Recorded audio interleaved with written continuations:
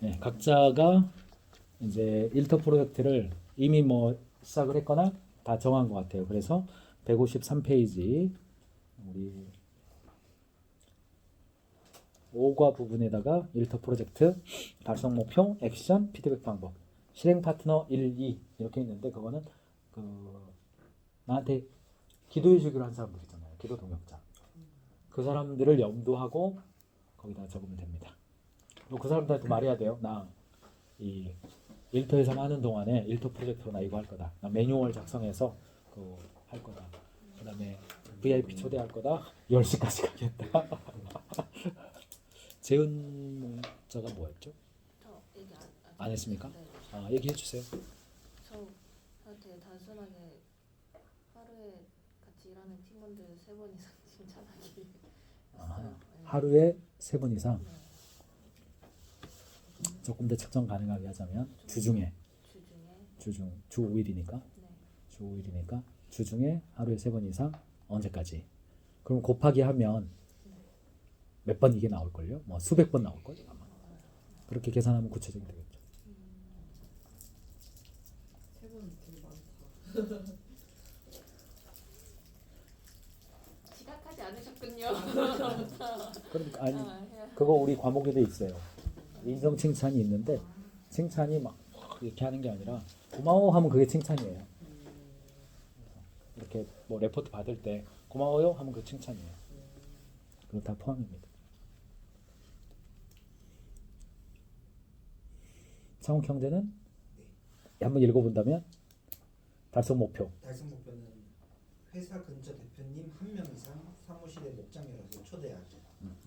네. 액션은 내 정체성 밝히기. 두 번째, 목장이 어떤지 간증하기. 그리고 세 번째, 일터 예상 끝나기 전에 한번 초대하기. 목장으로? 네, 목장. 오케이. 네. 그리고 피드백 방법은 뭐라고 적어주세요? 피드백 방법은 이제 그게 잘 됐는지 여부를 나는 뭘 기준으로 판단하겠다 그거거든요. 그게 피드백이에요. 목장으로 초대했으면 그 피드백 된 거죠. 네. 그리고 경우에 따라서 이제 그거를 뭐 간증하겠다 이럴 수도 있고, 아니면 우리 수료할 때 나눔하겠다 그럴 수도 있고, 중간 중간에 나 누구한테 대화하면서 가겠다 이것도 피드백이고. 영재 형들도 다 그렇습니까? 이미 다 밝혀졌지만 저는 하도 단순해서 단순. 그래도 한번 읽어주세요. 10시까지 연구실 가기. 액션 8시에 일어나서 9시에 나가기. 아 그것도 기네. 1시간이 나왔고. 아 그러니까요. 뭐 하는지 모르겠는데 이상하게 시간이. 저는 눈 뜨면 그냥 나간다 그러면 눈 뜨면 20분 후에 나가요. 밥은 가서 먹는 거예요. 그렇죠. 주스 마시거나. 주스 먹으면 입 닦고 싶고. 이 닦고. 근데 이상하게 출근해서 1시간이 먹어요. 걸려요. 그러는 동안에 우리 광우 형제가 보살님이 되어가는 것 같습니다. 보살, 불교 용어인데. 안 보이니까 괜찮아. 안 보이니까. 아, 안 보이니까. 입이 없어. 아니 주일날은 같이 나와야 되잖아. 그때는 비슷해요. 아 비슷합니다. 제가 더 늦게 일어나면 돼요. 아 그러면 되는구나. 아니 혼자 있을 때 좀 느린 것 같아요. 광우 형제는 프로젝트 뭡니까? 저는 회사가 되게 삭막하거든요. 커피 타임을 한 10명과 가져보는 아 1대1로요? 1대1을 목표로 하는데 한꺼번에 10명. 그 분위기 네. 한 번에. 그 분위기 뭔지 살짝 아는데 자연스러워야 할 거예요 아마. 자연스럽게 되지 않을까. 점심 먹고 커피 한잔 하실래요? 이렇게. 점심은 커피 먹을 수가 없는 점심을 따로 먹어. 점심은 개인 프리입니다. 굉장히 이렇게 그 서로 좋게 말하면 존중인데 나쁘게 말하면 태클 안 걸 터치 안 하려고. 이렇게 오면 태클 거는 서로 느낌. 서로 터치 안 하는. 약간 그 연고. 그냥 그래서 아무튼 이 기간 동안에 10명과 커피 타임 하기. 네. 도전적이네. 정도인 것 같습니다. 그래도 뭐 10명 안 했다고 뭐로 야단 맞는 건 아니니까. 그래도 10명이라고 해야 내일이라도 당장 이렇게. 그렇죠? 당장에 목표가 좀 도전적이어야 내일이라도 당장 행동이 바뀌니까. 좋습니다. 자, 오늘 3강 2과 넘어가도록 합시다. 타인에게 물어본 나의 강점. 이번 과에서는 일터 그리스도인의 달란트와 강점. 일단 질문을 한번 해보죠. 달란트와 강점 이렇게 표현했어요. 달란트는 뭐고 강점은 뭐예요? 달란 은사 이런 은사가 뭔 말이죠? 이게 은사. 잘하는 거. 그냥 잘하는 거, 달란트 잘하는 거고 그 강점은 진짜 그냥 내가 강한 부분, 성품적으로 강한 거. 뭐 예를 들어서 이승엽 선수가 허벅지가 엄청 두꺼워가지고 허리축이 좋다 그러잖아요. 네. 그러면 잘하는 거, 즉 달란트는 홈런을 잘 치는 거고 강점은 허리가 두꺼운 거예요. 달란트가 홈런을 잘 치는 거라고? 좀 이상하죠? 잘 뛴다. 뭐죠? 타고난 타고난 거. 거. 강점은 강점은 타고난 거다. 달란트는? 달란트가 다른 거고 강점은 후천적으로도 가능한 거. 약간 반대 같은데. 반대요? 아니 어떤 주장이 이건 개념이기 때문에 개념은 약속된 합의가 있기는 해요. 그런데 뭐예요? 달란트 강점 뭐예요? 이게? 비슷한 말로 재능, 역량 뭐 이런 단어들이 있죠. 성격 뭐 이런 단어도 있어요. 성품 뭐 이런 단어들이 있어요. 달란트 강점 뭐예요? 성격이요? 달란트 강점 이게 뭐가 같고 뭐가 다른 거예요? 달란트에 대한 정의를 정확하게 모르겠습니다. 한 포도원 주인이 먼 길을 떠나기 전에 그 자신의 종들에게 5달란트를 맡겼다. 3달란트, 1달란트 맡겼다. 달란트를 맡겼다고 그러죠. 그때 우리가 달란트라는 표현을 써요. 크리스찬만 쓰는 표현이에요. 크리스찬이 달란트라고 한다면 일반인들은 뭘 써요? 달란트란 말 대신에. 은사, 이것도 크리스찬만 쓰는 말이죠. 달란트, 은사, 일반어로는 재능이라고 그러죠. 재능을 영어로 뭐라 그래요? 탤런트. 달란트. 자, 그러면 달란트는 재능이다. 그럼 용어로 바꾸죠. 재능하고 강점은 뭐가 달라요? 재능이 없어도 강점을 만들 수 있어요. 재능이 없어도 강점을 만들 수 있다. 강점은 뭐기 때문에? 강점은 또 결과,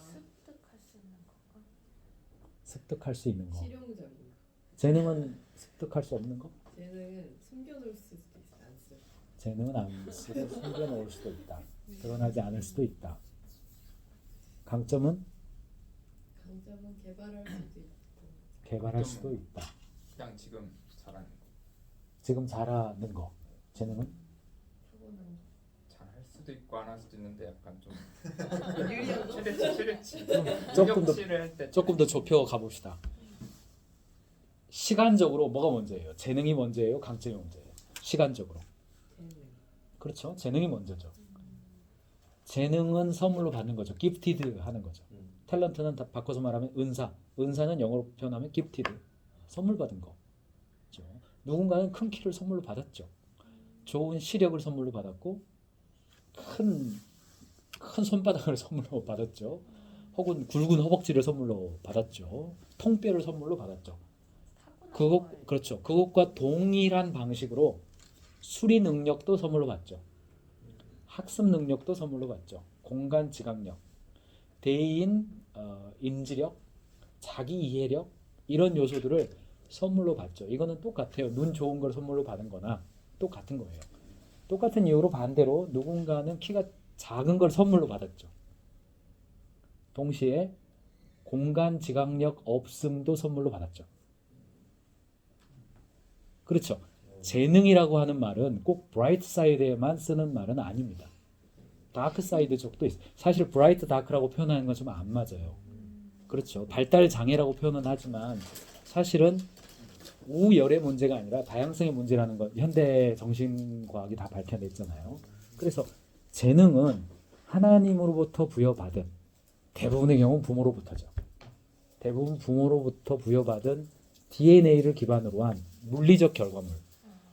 세포와 우리의 골격과 두뇌의 구조, 두뇌의 사이즈, 두뇌의 발달의 정도 이런 여러 가지 요소 속에서 성격적으로 혹은 재능적으로 부여받은 대부분은 선천적 요소를 우리 재능이라고 그럽니다.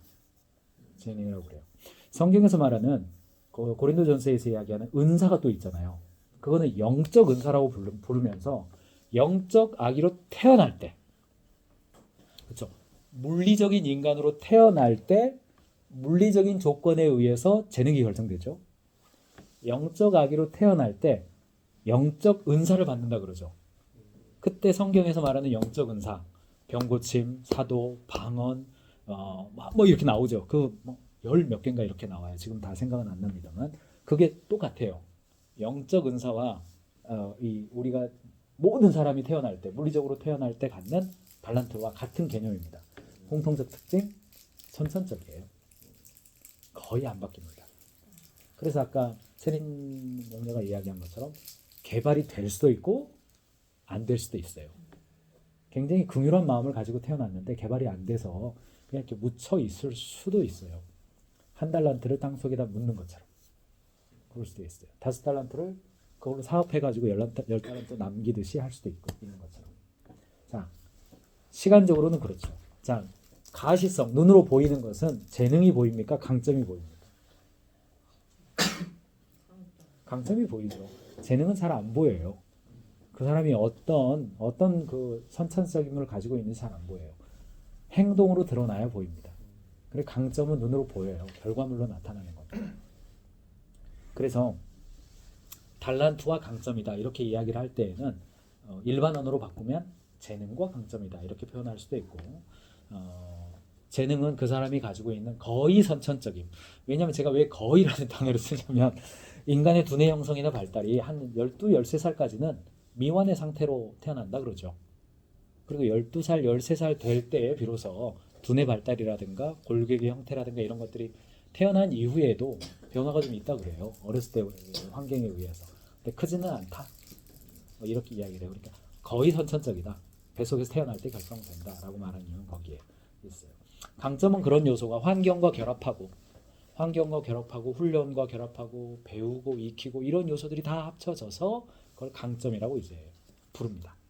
예를 들어서 다윗이 물맷돌로 곰을 때려잡았어요. 그거 재능이에요, 강점이에요? 강점이죠, 강점. 근데 그 강점이 발휘되기에 다윗에게 어떤 재능이 있었던 거예요? 그렇죠, 운동지각력. 그 다음에 겁이 없다. 좀 세련되게 표현하면 뭐 이렇게 용기 뭐 이런 것도 있겠죠. 그 다음에 시각, 시력 뭐 이런 것도 있겠죠. 그 다음에 손가락의 움직임 이런 것들이 재능인 거예요. 손가락 다 문제 없이 태어났어야 되는 거예요. 근데 재능과 사자와 곰을 때려잡는 것 사이에 뭐가 존재하죠. 이게 뭐예요? 재능과 강점 사이에 존재하는 거 뭐 있죠? 노력, 훈련. 네. 그래서 세 단어가 동시에 존재합니다. 재능이라는 단어, 훈련이라는 단어, 그리고 그것이 강점으로 나타나는 것. 강점이라는 단어가 사실은 강점이라는 단어를 이야기할 때는 세 단어가 다 존재합니다. 그래서 우리 뭐 흔히 다양성 이야기를 할 때 어떤 사람은 쉽게 되는데 어떤 사람은 엄청 어려운 거 있더라. 어떤 사람은 어렵게 하는데 굉장히 쉽게 하더라. 이런 이야기는 재능을 강조할 때 하는 이야기이고, 바꿔서 말하면 아니 뭐 잘 못하는 줄 알았는데 열심히 하니까 하게 되더라. 이영표나 서장훈이나 이런 사람들 나와가지고 노력의 가치를 무시하지 말아라 뭐 이런 이야기 하잖아요. 그럴 때는 훈련을 굉장히 강조하는 단어입니다. 그래서 이 두 가지 중에 뭐가 맞냐? 그거는 우리끼리 싸울 필요 없다. 싸울 필요 없다.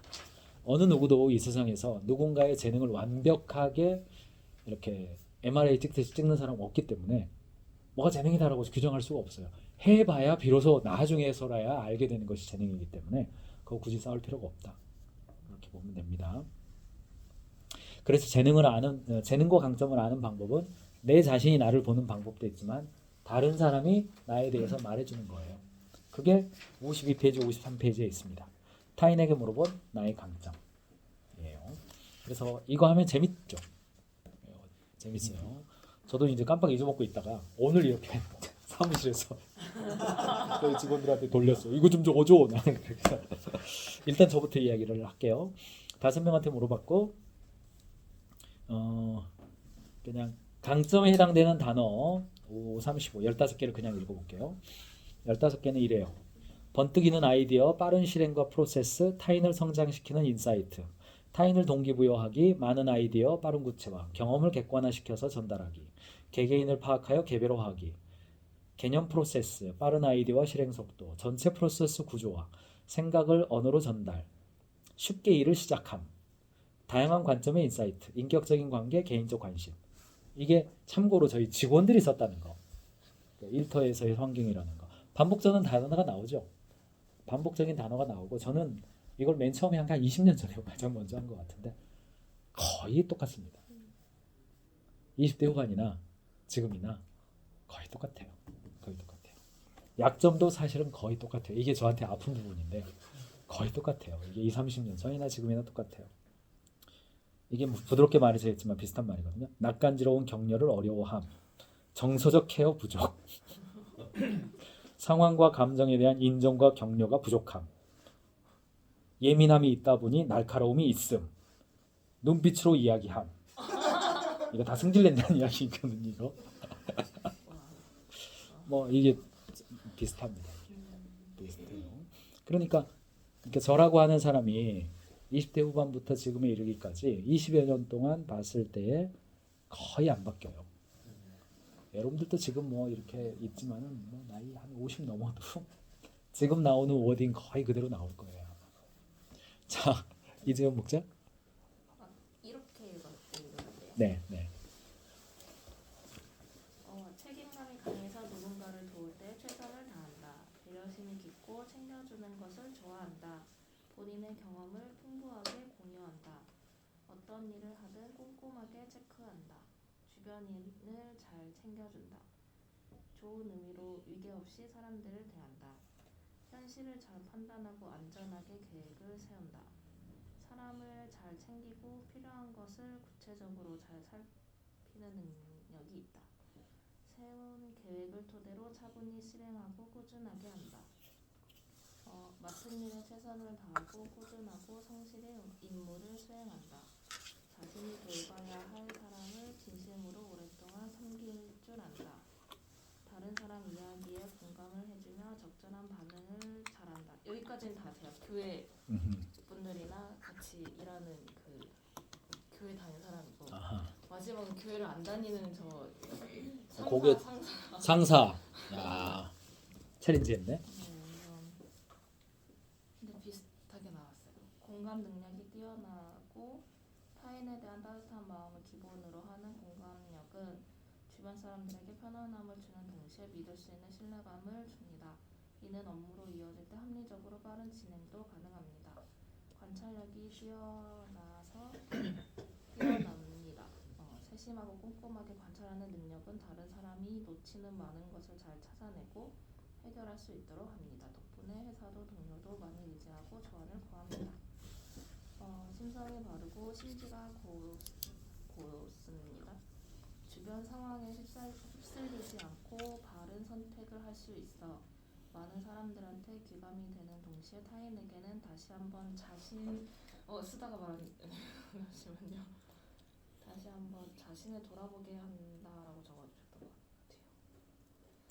적어준 사람이 굉장히 구체적인 사람이네요. 제가 혹시 구체적으로 써주실 수 있나요 했는데 생각했던 것보다 네. 다시 한번 자신이 바르게 가고 있는지 돌아보고 점검하게 해줍니다. 약점은 불안감을 견디기 힘들어한다. 본인 의사보다 타인 의견을 더 많이 신경 쓴다. 관계에서 영향을 잘 받는다. 예상치 못한 갑작스러운 변화를 어려워한다. 시간이 지나면 잘 받아들인다. 인내심이 깊다. 강점이라고 할 수 있지만 깊은 인내심으로 본인의 임계치를 넘어설 때면 마음이 많이 힘들 거라고 생각합니다. 굉장히 돌려서 썼네요. 네. 읽어보니까 어때요?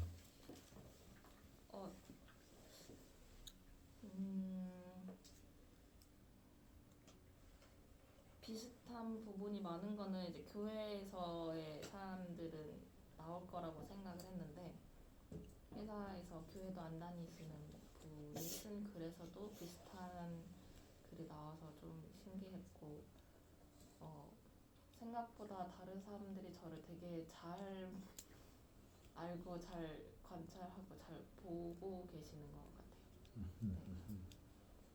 경험을 잘 나눈다, 공감한다 이런 단어들 네. 그리고 교회 커뮤니티나 그 외의 커뮤니티에서 비슷하게 나온다는 거 어떻게 해석이 돼요? 저요? 그래도 똑같이 됐구나 라는 생각 그냥 숨길 줄은 모르긴 해요. 제가 티가 많이 나기도 하는데 또 제가 회사랑 교회랑 집에서 같은 사람 동일한 모습을 보이고 싶어하고 그게 목표인데 이거 보면서 조금 잘하고 있나? 라는 생각을 했습니다. 일관성이 있다는 점에 있어서 행복한 겁니다. 교회에서 보여지는 모습과 회사에서 보여지는 모습이 같다. 그 말은 최소한 내 입장에서는 두 개의 가면은 안 쓰고 있는 거잖아요. 그런 점에서 행복한 거죠. 이상입니다. 성욱 형제는 해보니까 한번 읽어보시고 네, 그걸 보니까 느낌이 어떤지. 저는 아직 2명밖에 못했는데 한 것까지 말씀드리겠습니다. 책임감이 강함, 안정감을 준다. 사랑, 감사, 사과 표현을 잘한다. 의사 표현이 분명하다. 좋고 싫음이 분명하다. 잘 웃는다. 계획을 잘 세운다. 그리고 약점은 한 번, 두 번 말한 거는 기억을 잘 못한다. 마음이 여리다.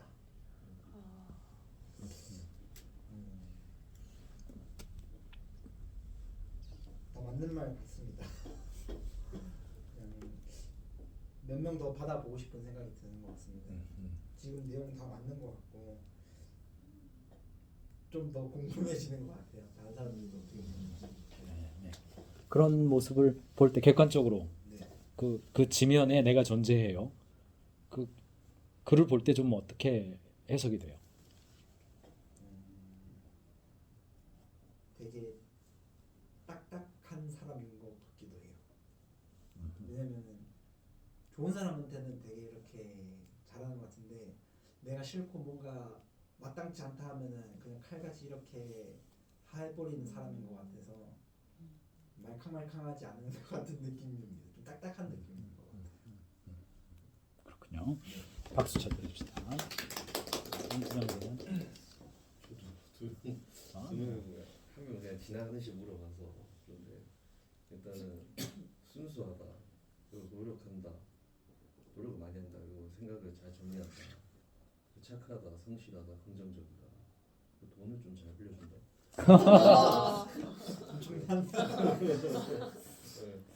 그 약점은 이제 느리다 잠이 많다 이런 것 참 중요해요. 어때요? 그 지면 적혀지는 한 남자가 있어요. 같아요. 그 어떻게 보여요? 좀 되게 맞는 것 같고요. 돈을 좀 잘 빌려주는 거는 이제 좀 어렵다고 좀 돈 처하는 사람 있으면은 제가 딱 인정되는 한에서는 웬만하면 좀 해주는 약간 그런 마음이 좀 있는 것 같아요. 네. 그러네요. 그 강점에 대한 정의가 굉장히 다양한데 네. 갤럽이라고 아시죠? 아마 강점 연구에서는 아마 가장 독보적일 겁니다. 갤럽이 내리는 강점에 대한 정의는 생산적으로 사용될 수 있는 지식이나 기술의 덩어리 이렇게 정의를 내려요. 생산적으로 사용될 수 있는 지식이나 기술의 덩어리 이렇게 정의를 내리거든요. 그러니까 강점에다가 돈을 잘 빌려준다라고 적었으면 그 돈을 잘 빌려준다라는 어떤 요소가 이제 생산적으로 활용될 수 있다라는 요소거든요. 그런 흐름으로 조금 더 좀 계속해서 좀 공부해 보면 좋을 것 같습니다. 세린다면은 네, 저도 3명 받았는데 강점은 객관적이고 중립적인 시각을 갖고 있다. 쉽게 흔들리지 않는 주관을 갖고 있다. 갈등 해결 능력이 좋아서 함께하기 좋다. 배려를 잘하고 부담 주지 않는데 뛰어나다. 생각과 태도가 사람 마음을 편하게 해준다. 얘기를 잘 들어주고 큰 그림에서 핵심이나 본질을 짚을 때가 종종 있다. 관계에 책임감이 있다. 특정 분야에 대해서 기억을 잘한다. 일의 가성비를 잘 따진다. 한번 지키려고 한 일은 잘 지킨다. 약점은 자기를 과대평가하지 않는 동시에 과소평가하는 경향이 좀 있습니다. 쓴소리를 잘 못하는 것 같다. 회계 빼먹는 것이 많다. 그 어떤 요인이 있어요 거기에. 네. 어떻게 관찰이 됩니까?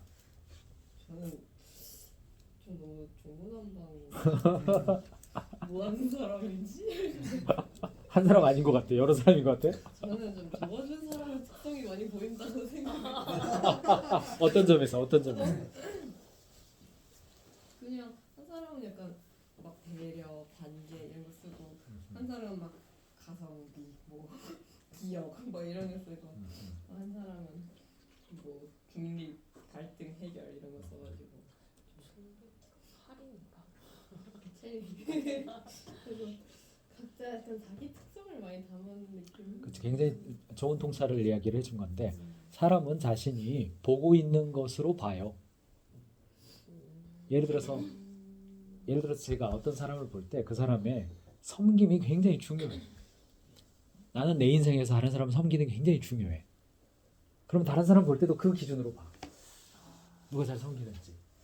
근데 어떤 사람은 사람을 볼 때 이 사람의 어떤 그 개인적 탁월성이나 전문성 이런 걸 나는 굉장히 인생이 중요하다고 생각해. 그러면 다 볼 때 그걸로 이렇게 봐. 자기 자로 갖고 있는 거죠. 그 말이거든요. 다를 수도 있는 거네. 그렇죠. 그 관찰해주는 어서 오세요. 관찰을 해주고 있는 나에게 말해주고 있는 그 사람이 어떤 안경을 가지고 있느냐를 그 봐야 그 관찰을 제대로 할 수 있어요. 우리는 누가 수영 잘하나로 계속 말하겠죠. 독수리는 누가 잘 알고 있는가로 계속 말하는 거죠. 그래서 세린 능력가 방금 이야기한 것처럼 누가 적어놓느냐를 잘 봐서 그가 가지고 있는 안경이 뭔지를 알 수 있게 되는 계기도 돼요. 이걸 조금 확대를 하면 그가 평소에 하는 말이나 단어들 그리고 그의 주장 이런 걸 들어보면 이 사람은 어떤 악기 혹은 어떤 렌즈를 가지고 있구나를 알게 되는 계기가 되고 그것은 사실은 오늘 이제 달란트와 강점이지만 거의 평생을 안 바뀌어요. 거의 안 바뀌어. 자기가 가지고 있는 렌즈는 거의 안 바뀝니다. 바이올린을 가지고 태어난 사람은 죽을 때까지 바이올린을 어떻게 잘 켜나 바이올린 때문에 고생하고 바이올린 현이 떨어져 가지고 애쓰고 바이올린이 커서 힘들고 작아서 힘들고 그래. 근데 어떤 사람은 기타를 들고 있거든. 이 사람은 기타 때문에 계속 고민하지 이게 바꿔지지가 않아요. 그러니까 오케스트라 지휘자는 가장 먼저 해야 될 게 뭐냐면 그 연주자가 들고 있는 악기가 무엇인지를 파악하는 게 이거예요. 이게 이제 리더십의 제 1번이거든요. 바이올리니스트한테 갑자기 기타 들어라 이러면은 안 되는 거예요. 그런 점에서 이제 하나님은 바울을 부르실 때 하나님은 너 왜 나 핍박하니? 나는 네가 핍박하는 예수다. 너 가. 이게 대화의 끝이잖아요. 그렇죠? 이게 끝이에요. 그런데 모세는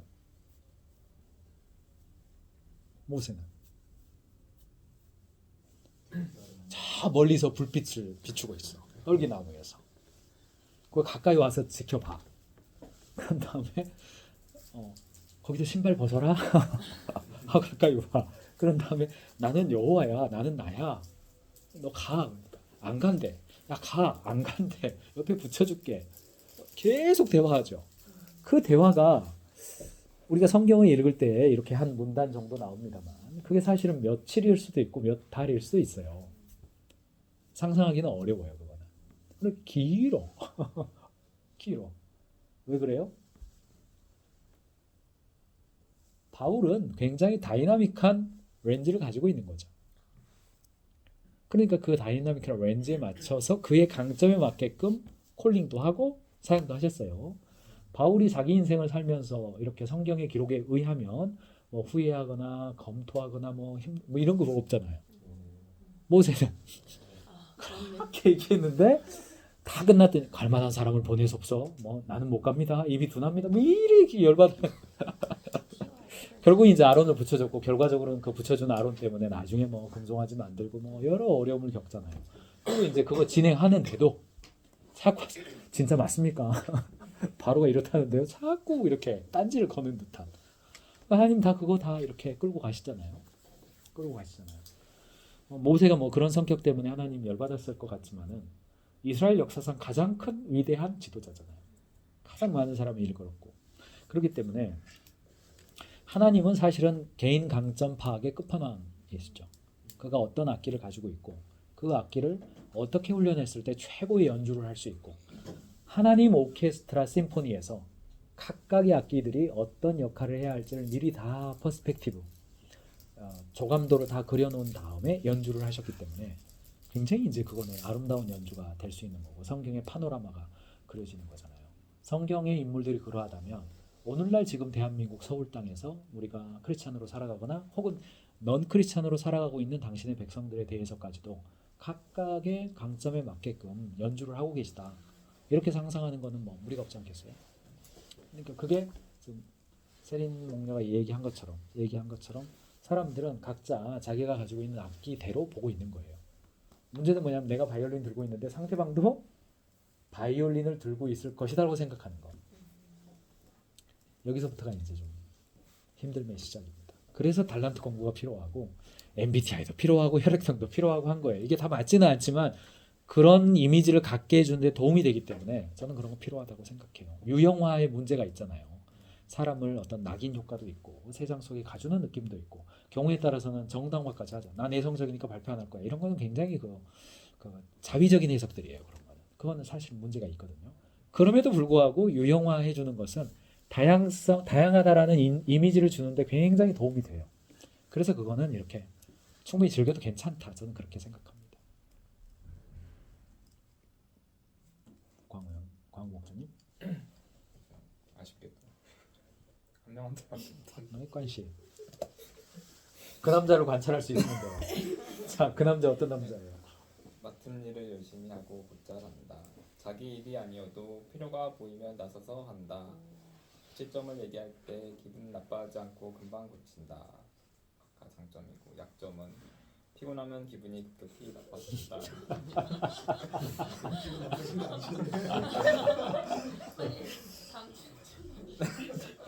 자, 거기 적혀져 있는 그 남자. 자, 관찰해 보세요. 어떤 남자예요? 아니, 이것만 봤을 땐 괜찮은. 그 남자 자존감 좋은 남자다.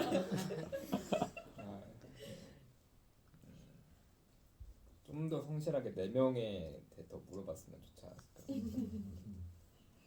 약간 더 알아봐야 될 것 같다. 네, 좋습니다. 주변에 아무튼 잘 오셨어요. 네. 바쁜데. 차가 달리니까 너무 늦게 글을 남겨가지고 네. 죄송해요. 주변에게 물어본 거 물어보셨어요? 네, 책을 안 갖고 왔는데 물어는 그냥 봤는데 이렇게 좀 이미지로 저희는 좀. 일에서도 이런 걸 많이 돌아가면서 이렇게 나누는 편이었었어가지고 일단 위로를 잘한다. 위로를 잘한다. 경청을 잘해준다. 따뜻하다. 사람한테 관심이 많다. 이 자기 인정. 잘못했을 때 인정을 좀 잘한다. 실수나 잘못을 스스로 잘 인정한다. 이건 내가 진짜 잘못한 것 같아. 이런 인정을 잘한다. 이런 부분이 있었고 약점은 이제 깜빡깜빡 잘한다. 잘 잊어버린다. 꼼꼼하지 못하다. 이러니까 이제 일을 뒤에서 수습해야 될 것들이 좀 이제 시작은 잘하는데 마무리 못한다. 뭐 이런 거. 그런 거 그런 게 있었습니다. 자, 거기 적힌 그 여자 저요. 어떤 여자예요? 어떤 여자 좀 되게 장단점이 너무 그러니까 좀 이게 보완이 좀 많이 돼야 되는 부분들이 있는데 되게 장점 쪽으로는 또 되게 장점인데 약점은 또 너무 취약한 약점이라서 좀 되게 이렇게 극명하다 그래야 되나 그런 점이 호불호가 분명하다. 네. 내 입장이 그렇겠죠 주로. 내가 볼 때 좋아하는 것과 싫어하는 게 많이 분명한 그런 거죠. 그러니까 저를 도와줘야 되겠다고 생각하는 사람이 많다는 거예요. 그러니까 저를 보면 아, 그러니까 장단점이 되게 분명해서 저 사람은 저 영역은 도와줘야겠다는데 이제 제가 어쨌든 팀에서 이렇게 리더 역할을 하다 보니까 제가 잘하는 영역에서 훨씬 잘하니까 제 부족한 걸 항상 옆에서 잘 도와주는 조력자들이 있는 것 같거든요. 그래서 도와줘야 되는 사람이야 이렇게 좀 이제 장점은 또 되게 장점이지만 네, 부족한 건 또 그런 네. 평을 했어요. 리더십 중에서요 자신의 약점을 드러내는 리더십이 있거든요. 컴패션 리더십이라는 게 있습니다. 개념 중에. 그래서 사람들로 하여금 그 컴패션 번역하면 이거 뭐 동정심이라고 뭐라고 해야 될지 잘 이거 모르겠는데 좀 되는 것 같아요. 그런 리더십 유형이 있어요. 어. 있어요. 저랑 도와줘야 될 것 같아. 근데 순수하고 괜찮은 사람이야. 그럼 도와주고 싶어. 그 리더십 유형이 있어요. 네. 네. 그 길로 한번. 네. 자, 여러분들 55페이지 한번 보죠. 자신의 강점을 잘 활용해야 성과가 납니다. 강점을 잘 활용하지 못하기 때문에 성과가 나지 않는 것입니다. 강점을 잘 활용하면 우리가 가진 탁월함이 더 빛날 수 있고 삶의 만족도도 올라갑니다. 나는 나의 강점을 얼마나 활용하고 있는지 알 수 있습니까? 대부분의 사람들은 자신의 강점을 약 17%밖에 사용하지 못합니다. 무궁무진한 나의 강점을 83%나 활용하지 못하고 있는 것입니다. 피터 드러커 아마 아실 거예요. 인생의 비극은 우리가 천재적 재능을 타고나지 못한 데 있는 것이 아니라 가지고 있는 강점을 충분히 활용하지 못한 데 있다. 갤럽, 마커스 버킹엄은 갤럽의 대표입니다. 위대한 사람들의 혁명적 발견. 이거 창욱 형제가 한번 읽어줄래요? 네 문장. 네, 사람들은 별로 변하지 않는다. 그 사람에게 없는 것을 있게 하려고 시간을 낭비하지 말라. 있는 것을 밖으로 끌어내면 된다. 그것조차도 쉽지 않다. 이게 이제 유능한 관리자라는 책에서 나온 아주 그 혁명적 통찰이라고 돼 있고 이 팀이 쓴 책이 스트렝스 파인더 강점 혁명이라는 책이고 이 강점 혁명이라는 책은 우리나라 약 300개 기업에서 금융권은 공기업을 포함한 300개 기업에서 신입사원 채용에 활용하고 있는 스트렝스 파인더라는 도구를 만든 곳이에요. 그리고 전 세계에 무려 300만 명의 데이터를 가지고 만든 겁니다. 거기에 32개의 강점 요소가 나오는데 그건 유형화가 아니라 아이템들이 나와요. 그래서 강점 혁명이라 이런 데 검색하면 일반적으로 일터 세계 속에서 어떤 강점들이 중요한지 그 진단을 굳이 안 해도 32개의 강점 리스트만 읽어봐도 아 이런 것들이 생산적으로 활용될 수 있는 지식이나 기술의 덩어리구나 라고 볼 수가 있습니다. 자 근데 사람들은 변하지 않는다. 자 이거 어때요? 사람들은 별로 변하지 않는다. 그래서 다행이에요. 저처럼 교육하는 사람 입장에서 절대 안 변한다. 이거 아니어서 다행이에요. 자 사람들은 변해요? 변하지 않아요?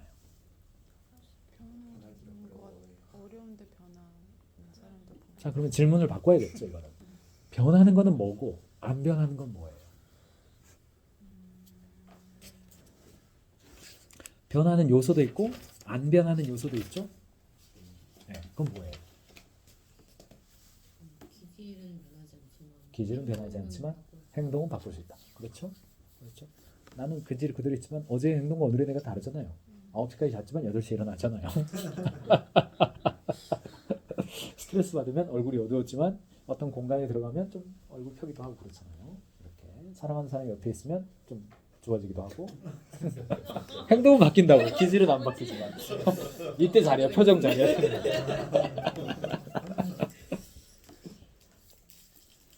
자, 이 이야기를 한번 해보죠. 개의 조상이 있어요. 개의 조상이 있어요. 이 개는 메소포타미아 지역에서 살고 있었어요. 근데 시간이 흐름에 따라서 이렇게 북쪽으로도 가고 남쪽으로 갔어요. 북쪽으로 가면서 북쪽의 환경이 추우니까 개 스스로의 유전자가 이기적 유전자, 즉 밈이죠. 이기적 유전자가 돼서 추운 환경에 잘 살아남을 수 있는 유전자가 스스로 자기 복제를 거듭하면서 환경에 적응할 수 있는 유전자로 바뀌어요.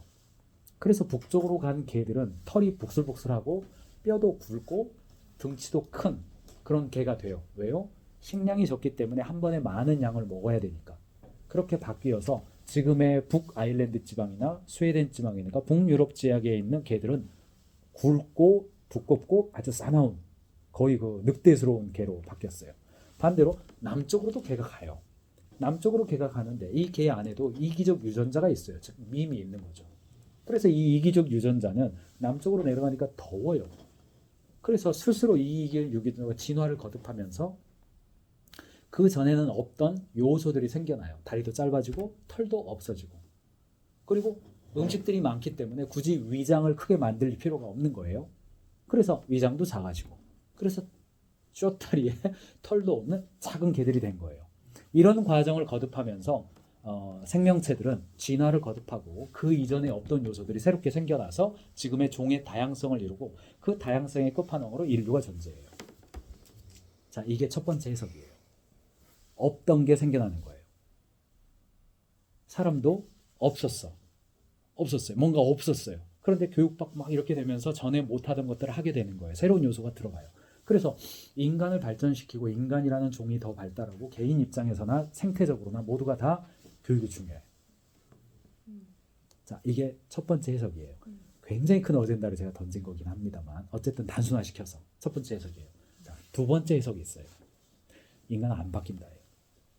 안 바뀐다. 자, 메소포타미아 지역에 개 한 마리가 있어요. 이 개 한 마리가 북쪽으로도 가고 남쪽으로 가요. 북쪽으로 가는 개 한 마리는 점점점 추워. 그래서 자손을 번식시키는데 추위를 많이 탄 자손하고 추위를 상대적으로 덜 탄 자손하고가 다 태어나요. 그런데 추위를 많이 탄 자손은 생식 기능이 발달하기 전에 빨리 죽어. 근데 태어난 자손 중에서 추위를 상대적으로 잘 버틴 애들이 있어요. 비교적 털이 긴 애들, 약간 긴 애들. 그네들이 살아남아. 언제까지? 생식, 번식 능력이 가능할 때까지 살아남아요. 그래서 그네들이 자손을 낳아. 생식 능력이 없을 때 죽어버린 애들은 북쪽으로 간 애들은 없어. 그래서 이미 조상 세대의 DNA 중에서 털이 긴 애들이 자꾸 살아남아요. 그래서 북쪽으로 간 애들이 털이 긴 애들, 원래 자기 부모로부터 형질을 물려받은 애들 중에서 북쪽의 환경 적응과 자연 선택이 잘 있었던 애들이 북쪽에 살아남았어요. 없던 게 생긴 거예요. 기존에 있던 것 중에서 그 특질이 그냥 살아남은 거예요. 그렇죠? 자, 남쪽으로 간 애들은 어때요? 남쪽으로 가는 애들도 긴 애도 태어나고 짧은 애도 태어나요. 골기 큰 애들, 위장이 큰 애도 태어나고 짧은 애도 태어나. 근데 털이 부르부르한 애들은 남쪽으로 내려가니까 눈에 빨리 띄어가지고 포식자에게 잡아먹히고 굳이 긴 큰 위장을 채워야 되는데 못 채워. 그러니까 빨리 죽어. 얘는 더워가지고 죽어. 쉽게 말하면. 근데 그렇지 않은 애들이 오히려 또 살아남아서 환경 적응과 자연 선택에 의해서 그네들이 아프리카 지역에는 짧은 애들로 남게 되었어요.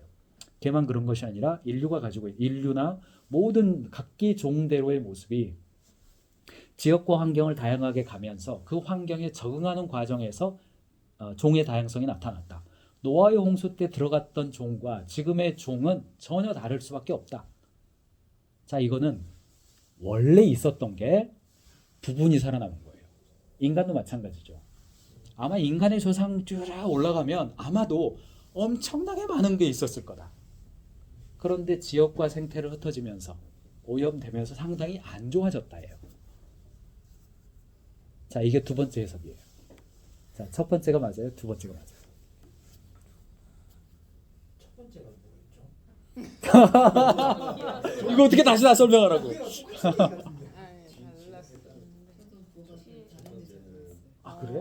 어차피 거기 첫 번째도 유전자를 어쩌고 했는데 첫 번째는 조상에게는 없던 게 나온 거. 조상에게는 없던 게 새롭게 분화되어서 진화되어서 새롭게 생긴 거예요. 그렇지. 없던 게 생긴 거예요. 유전자들이. 두 번째 해석은 원래 있었어. 원래 다 있었던 게 환경에 원래 다 있었던 게 그런 애들만 살아남아서 그렇게 분화된 거예요. 그걸 저희가 어떻게 알 수 있어요? 이게 해석이라니까. 두 뭐가 가지 맞는지. 어느 게 맞는? 맞춰보라. 우리의 경험과 자연 과학은 뭘 지지하고 있냐고요.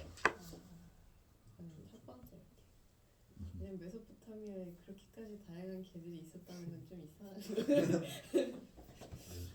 아하. 두 번째 해석은 뭐냐면 예를 들어서 저를 예를 듭시다. 제 안에는 여러 가지 형질이 있어요. 아직 발현되지 않은 여러 가지 형질이 있고 잠재된 유전자가 있어서 나에게 있는 어떤 유전자가 5대, 10대 혹은 50대 이후에 드러날 수 있는 요소가 담겨 있다예요. 두 번째 해석은.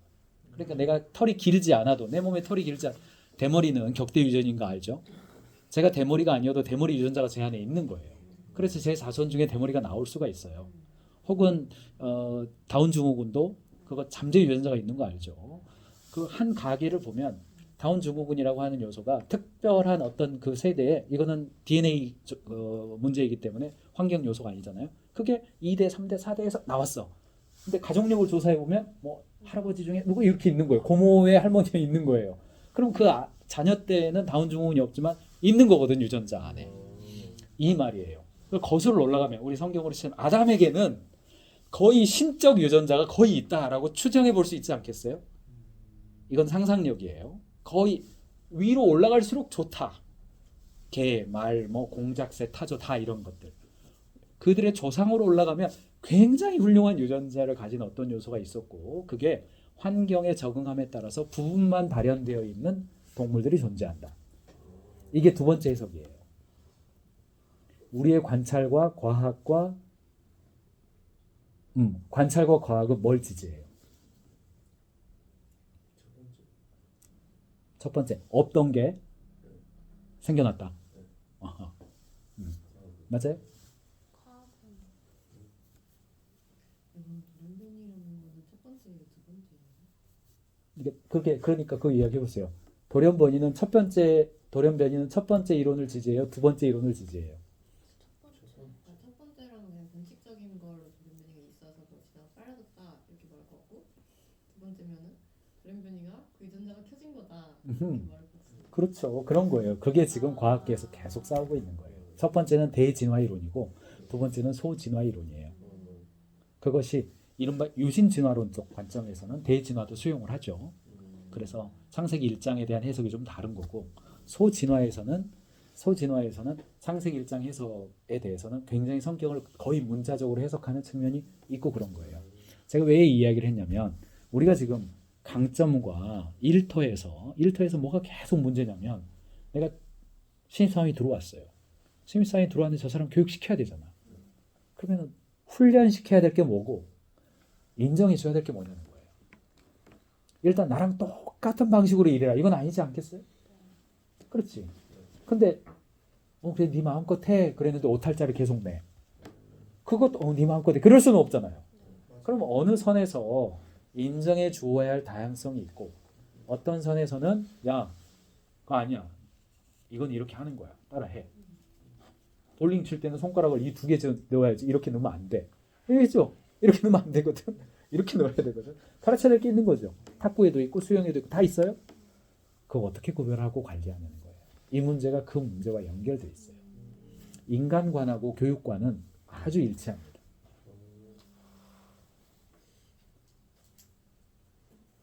진화론적 인간관과 진화론적 인간관과 요즘은 이게 진화론을 다루는 방식이 굉장히 다양해졌기 때문에 이렇게 대비해서 표현하는 게 좀 미안하지만 그냥 또 교재대로 해보자면 진화론적 인간관과 성경적 인간관은 좀 다른 거예요. 진화론적 인간관은 사람을 볼 때 많이 좋아지셨습니다 예요. 원래 없던 게 많이 생긴 유전자의 승리 그죠? 근데 성경적 인간관은 어때요? 많이 망가지셨습니다 예요. 하나님에서 이렇게 돼버렸으니까 진화론은 유인원에서 이렇게까지 됐으니까 많이 좋아졌습니다고 성경 인정하는 많이 망가지셨습니다. 요즘 여러 가지 해석이 있다는 거는 뭐 과학의 관찰인 거니까. 요즘 대학생들 사이에서 유신진화론 얘기를 좀 많이 하는 것 같더라고요. 심지어 그 종교 동아리 안에서도 유신진화론을 주장하시는 교수님의 강의를 듣는다든지 그런 걸 좀 하는데 그런 얘기를 목장에서 했을 때 어떻게 대처를 해도 저는 아예 그 개념 자체도 그거 통해서 알았거든요. 유신진화론은 다윈이즘부터 시작해서 계속 오랫동안 있어 왔고 우리가 그동안 접촉이 많지 않았을 뿐 늘 있어 왔어요. 그러니까 그거에 대해서는 먼저는 논쟁에 빠져들어가지 않도록 목장에서는 할 필요가 있어요. 그거는 들어주는 거고 목장에서는 그리고 사실은 그것뿐 아니라 뭐든지 다 들어주는 게 목장이기 때문에 뭐 그냥 들어주는 거예요. 1대1로 대화를 하는데 자기는 유신진화론을 믿는데요. 그러면은 그거를 거기서 어떻게 반응을 해야 돼? 저 당황해서 너무 당황해서 그러니까 그건 믿는 거잖아요. 그게 과학이라면 믿을 필요가 없겠죠. 예를 들어서 이게 볼펜이란 걸 믿어야 돼요? 그럼 그냥 받아들이고 인지하면 되는 거잖아요. 그렇게 유신 진화를 믿는다 하는 순간 그거는 과학이 아니에요. 과학이 아니고 믿음인 거예요, 그거는. 그러니까 그거는 자기가 그런 믿음을 가지고 있구나, 어떤 신념 혹은 생각을 가지고 있는 거예요. 그러니까 그것은 성경이 구체적으로 말하고 있지 않기 때문에 그것은 개인의 상상력이 있을 수 있다. 그러나 그건 더 알아봐야 될 거다. 그래서 뭐 지구 나이가 8,000년이냐 뭐 52억 년이냐 뭐 이런 이야기 막 하잖아요. 성경은 우리에게 구원을 주시기 위해서 꼭 필요한 이야기를 해준 책이기 때문에 성경이 과학책은 아니잖아요. 그렇기 때문에 유신 진화론의 연구를 하거나 그 유신 진화론적인 과학적 결과 자체를 우리가 부정할 필요는 없다고 생각해요. 탄소연대 측정법이나 방사선 동위연대 측정법 이런 것까지 부정하는 것은 굉장히 그럼 좀 이상한 거예요, 그거는. 근데 그러면 연도가 다르고 창세기에 나와 있는 8,000년, 이게 역산하고 올라간 8,000년 정도 되는데 그게 맞다 이렇게 주장하거나 그렇게 되면 그거는 조금 안 맞는 거일 수 있다고 생각해요. 그러나 첫 번째 목장이나 대화에서 그 논쟁으로 빠져들어가지 않도록 노력하는 거고, 성경이 말하고 하는 목적 자체는 우리에게 구원을 주시기 위한 거니까 성경을 과학책으로 해석한다거나 혹은 과학적 결과를 가지고 믿음의 세계를 판단하려고 하는 것은 맞지 않다. 그것은 성경이 우리에게 가르치는 것은 이 세상이 어디서 왔고 우리가 누구의 자녀고 어떻게 구원에 이를지를 알려주는 책이다. 조금 다르게 보는 게 필요하다. 그렇게 하는 거예요. 만약에 이제 과학적 발견이 성경의 기술을 지지하지 않는다면 세상에 존재하는 모든 물리학자, 생물학자, 지질학자, 지구과학자들은 다 성경을 부정해야만 하죠. 그렇지 않잖아요. 그네들 중에서도 매우 많은 사람들이 역시 크리스천이잖아요. 그러니까 유신 진화론을 믿는다는 조금 논외로 하더라도 그 연대 측정법이라든가 양자 물리학이라든가 천체 공학이라든가 이런 거 있죠. 그런 것들을 연구한 결과 자체를 그거 틀렸어 할 필요는 없다고 생각해요. 그러나 그게 맞다고 해서 성경이 틀렸다. 그것도 아니라고 보는 거죠. 왜냐? 하나님이잖아요. 물리적 세계 밖에 존재하는. 그렇기 때문에 그거는 같이 볼 여지는 아니다. 그렇게 생각합니다. 조금 강점 이야기하다가 갔는데 인간관과 연관이 있기 때문에. 근데 기본적으로 저는 크리스찬 사고는 기본적으로 인간은 어디서 왔냐? 하나님으로부터 온 거예요. 그러므로 그 안에 존재하는 무궁무진함에 대한 믿음. 그러나 왜곡되어 있음으로 해서 자신의 인생을 충분히 행복하고 생산적으로 살 수 있는 가능성을 가진 존재임에도 불구하고 여러 가지 요인 때문에 마태복음에 의하면 13가지 죄들이 있죠. 이렇게 가늠, 나태, 게으름 막 이렇게 나오잖아요. 그런 요소들 때문에 충분히 블루밍하지 못하는 거. 그런 눈으로 사람들을 바라보는 게 바람직하다. 여러분 교재 60페이지를 보면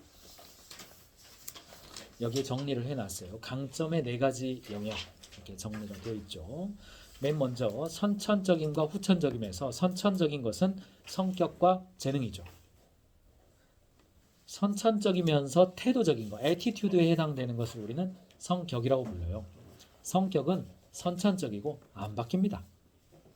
내성적인 사람이 외향적이 된다거나 굉장히 공간 지각력이 좋은 사람이 감성 지각력이 좋아진다거나 그렇게 되질 않아요. 그건 처음부터 그렇습니다. 그런데 중요한 것은 나는 이런 사람이 있다고 칩시다. 나는 성격적으로 경청이 안 되는 사람이야. 나는 성격상 사랑이 안 돼. 나는 성격상 배려 안 돼. 성격상 절제 안 돼. 성격상 인내 안 돼. 이거 말 돼요, 안 돼요? 이거는 안 되잖아요. 방금 말한 것들을 뭐라고 불러요? 우리는 성품이라고 부르죠. 사휘와 오자양 충원전. 성령의 9가지 열매가 다 성품에 해당되잖아요. 사랑, 희락, 화평, 오래 참음, 자비, 양선, 충성, 온유, 절제. 이거 다 성령의 열매인데 이거는 사실은 하나고 성격이 아무리 그 독특하고 다양한 아주 그 굉장히 다양하고 풍성한 성격을 우리에게 주신 것은 그걸 가지고 다른 사람을 섬길 때 도움이 되도록 훈련을 통해서 후천적인 성품화시켜라는 겁니다. 그래서 굉장히 주도적인 사람의 겸손과 굉장히 안정적인 사람의 겸손은 다를 수밖에 없습니다. 굉장히 사교적인 사람의 배려와 굉장히 꼼꼼한 사람의 배려는 다를 수밖에 없어요. 그게 이른바 종의 다양성이에요. 하나님 오케스트라의 입체성입니다. 그래서 이렇게 생각해야 돼요. 예를 들어서 저 같은 경우는 굉장히 직관이 강한 성격을 가지고 있어요. 혹은 이게 재능이기도 해요. 그러니까 저 같은 사람이 다른 사람을 배려하고 섬길 때의 방식은 뭐냐면 구조를 잘 보고 저 사람이 처한 환경이나 구조를 보고 프레임을 짜주는 거예요. 아, 당신의 생각은 내가 볼 때 A, B, C 세 가지인데 세 가지 중에서 어떤 게 좋아요? 이렇게 정리를 제가 해주면 굉장히 좋아하죠. 왜냐? 저한테 그게 굉장히 익숙하고 쉬운 방식이니까. 반대로 상대적으로 굉장히 성격상 지각력보다는 공감 능력이 뛰어나요. 김규남이라는 어떤 한 여자가 있어요. 그 사람은 구조를 짜주고 당신의 생각이 지금 다 들어보니까 일단은 먼저 선택해야 될 게 이거고 나중에 이거예요. 이런 이야기보다는 그냥 옆에서 울어주고 있어. 울어주고 있어. 제가 볼 때는 대안도 없이 자꾸 울고만 있네. 뭐 이런 이런 이야기는 하지 말아야 되는데 그런 느낌. 처음에 총각 때. 근데 오히려 제 아내가 저를 볼 때는 저 사람은 피도 눈물도 없나? 지금 이 상황에서 저런 말이 나와? 뭐 이럴 수도 있는 거예요.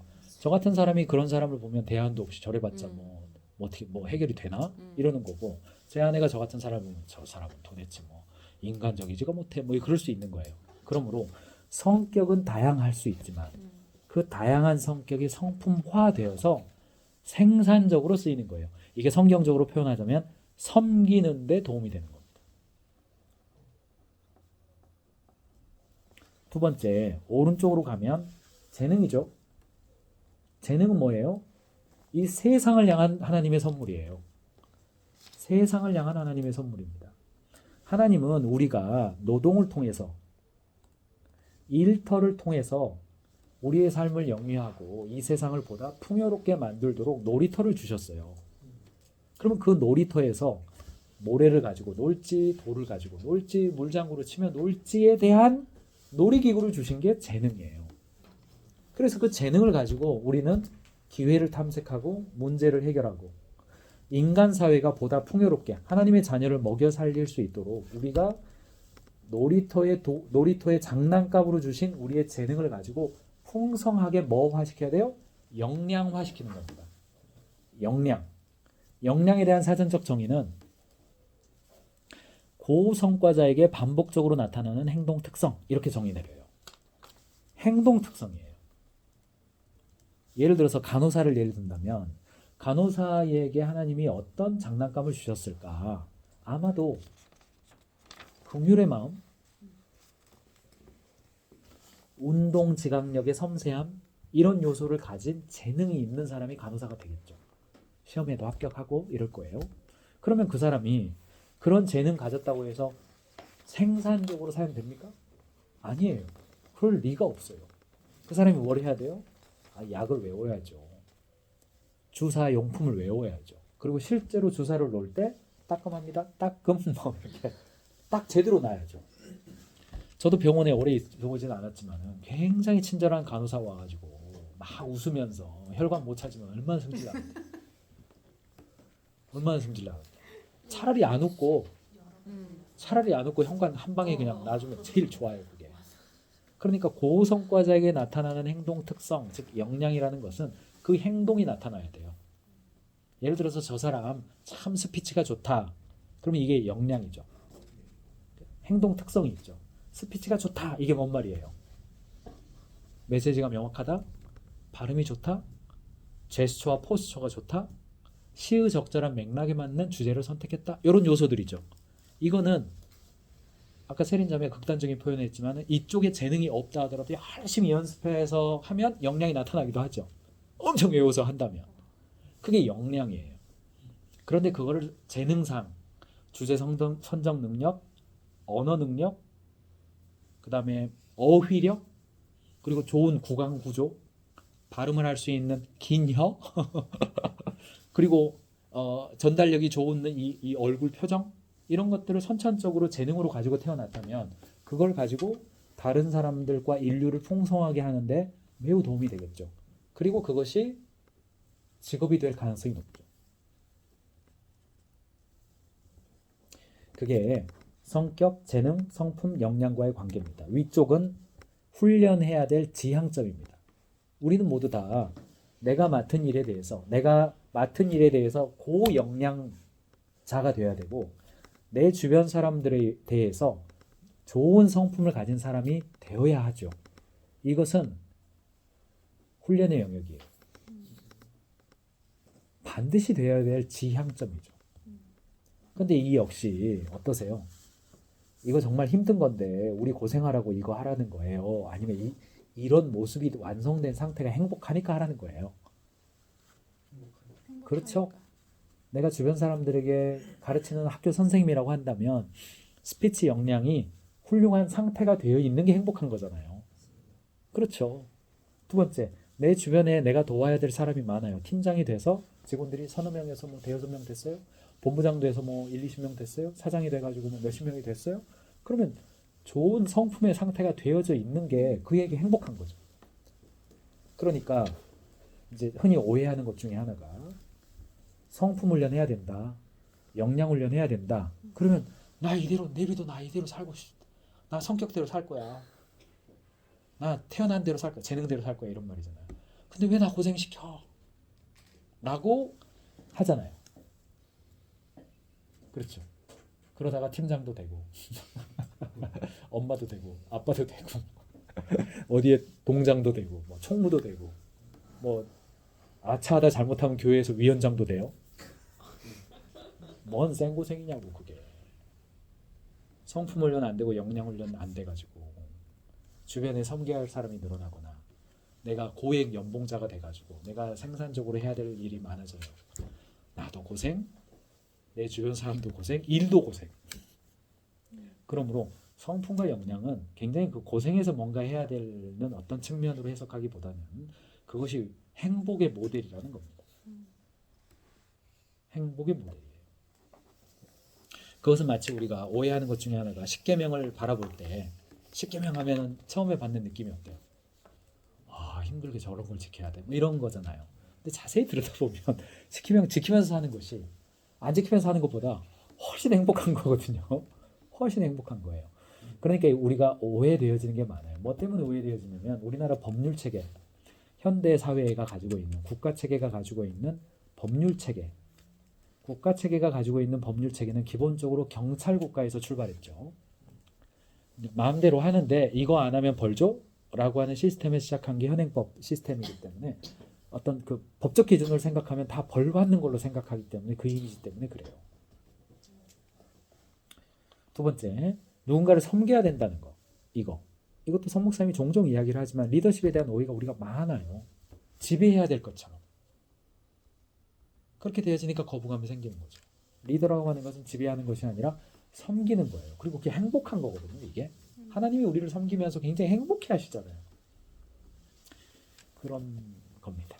게다가 우리가 어렸을 때부터 태어나서 우리가 경험하는 가정이나 학교나 혹은 직장에서 경험하는 리더십이나 이런 것들이 많이 왜곡되어 있다 보니까 원형을 못 보고 이제 변형만 자꾸 보다 보니까 원모델이 없습니다. 이런 개념들을 자꾸 원리의 개념대로 돌이켜주는 거, 이런 것들이 이제 우리가 해야 될 일이라고 생각합니다. 지금까지 한 이야기가 58페이지, 59페이지, 60, 61페이지까지 했습니다.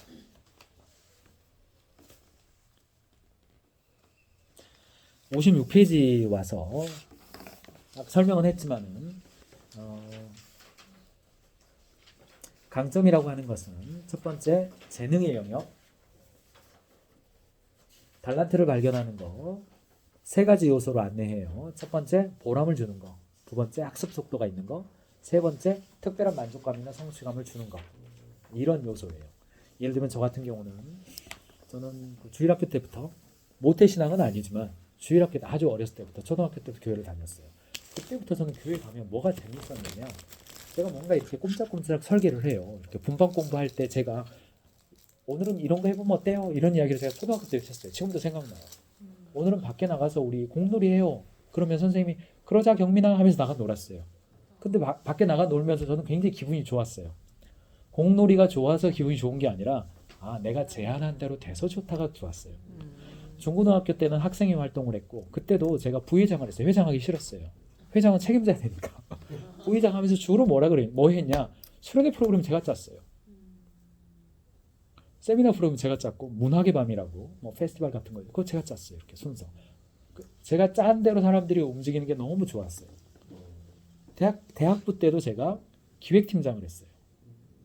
다음 기회에 와서도 제가 기획팀 했어요. 지금도 그런 방식으로 해요. 그리고 그게 저한테는 굉장히 익숙하고 좋아요. 프로그램 설계라면 너무나 편하고 좋고 재밌고 그래요.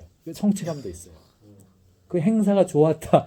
행사 때 굉장히 은혜로웠다. 이것도 좋지만 속으로는 내가 설계 잘했지. 뭐 이런 게 좀 솔직히 좀 이런 게 있고 그게 좋아요. 지금도 제 직업도 약간 그런 거죠.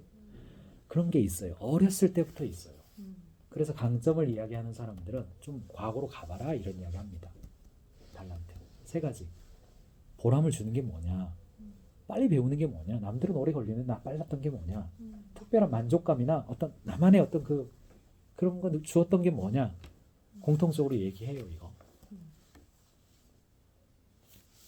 뭐가 있습니까?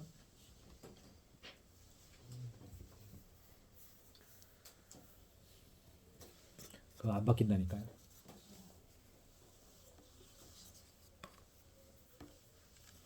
두 번째, 그런 달란트를 기반으로 해서 두 번째는 지식입니다. 지식은 학습과 경험을 통해 얻은 인식이나 이해. 우리 확신의 삶에서 그거 배우죠. 우리가 알고 있는 것은 셋 중에 하나다.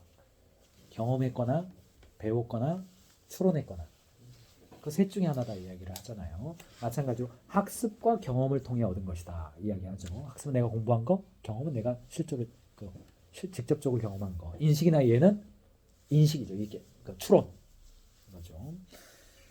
내가 꽃을 좋아한다고 해서 꽃꽂이를 잘하는 거 아니죠. 꽃의 이름, 관리 방법, 꽂는 방법, 그 식생 그걸 이해해야 좋은 꽃집을 운영할 수 있는 거죠. 그래서 지식이 필요한 겁니다. 마지막으로 기술의 영역. 행동화되어서 실제로 그렇게 할 수 있는 상태가 되는 거. 운전을 잘하는 사람, 그 사람은 운전 방법에 지식을 많이 알고 있는 사람이 아니라 실제로 행동화되어서 눈 감고도 핸들을 2바퀴 반 돌리면 커브길을 돌 수 있는 거죠. 그게 행동화된 영역이다. 그래서 강점은 3가지로 구성된다 이렇게 이야기합니다. 달란트, 지식, 기술. 이 3가지다 이렇게 보시면 돼요. 자, 여기까지가 강점에 대한 이야기이고요. 자, 64페이지 한번 보시죠. 자, 이거는 프로바이드입니다. 이거는 우리나라의 모 기업인데 S그룹입니다. 옛날 거예요. S그룹이 가졌던 옛날 거. 실무용 인사고가 평가표입니다.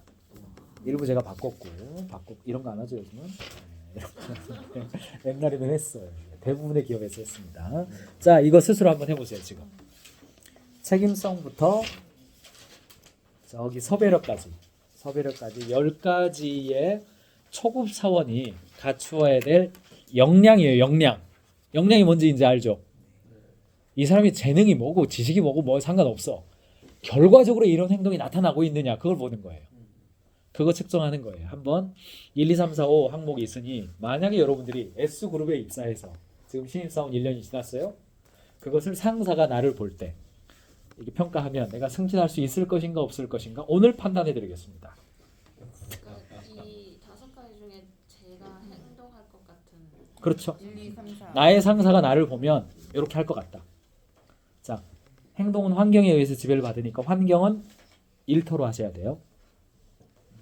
일터에서 나의 상사가 나를 관찰해서 이걸 체크한다. 1, 2, 3, 4, 5 뭘 줄 것 같냐.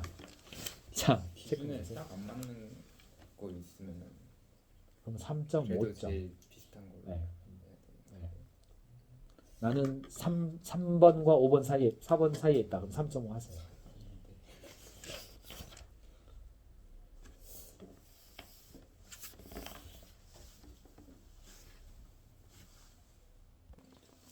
자, 해보면 점수 합산이 표가 있죠. 67페이지에. 자, 확인해 봅시다. 40점 이상. 평균적으로 4점 이상 줘야 40점이잖아요. 나옵니까?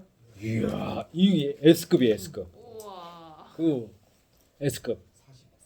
리더는 당신 덕분에 인정을 받고 있다. 같이 일합시다. 그다음 자, 30점 이상. 네. 들고 싶은 모습. 그러면 내가 한 거니까 친례성은 없어요. 아니, 좀 잘한 것 같은데. 당신의 리더는 당신을 관리할 필요를 못 느낀다. 그냥 알아서 한다 이 말이죠. 평균 3점. 네.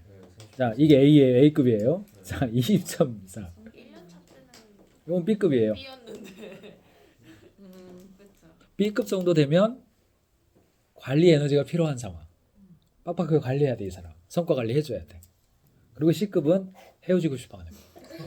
이 사람이 떠난다 그러면 표정 관리하는 거야. 이제. C급은 달 좀 줘야 되잖아. 그렇죠.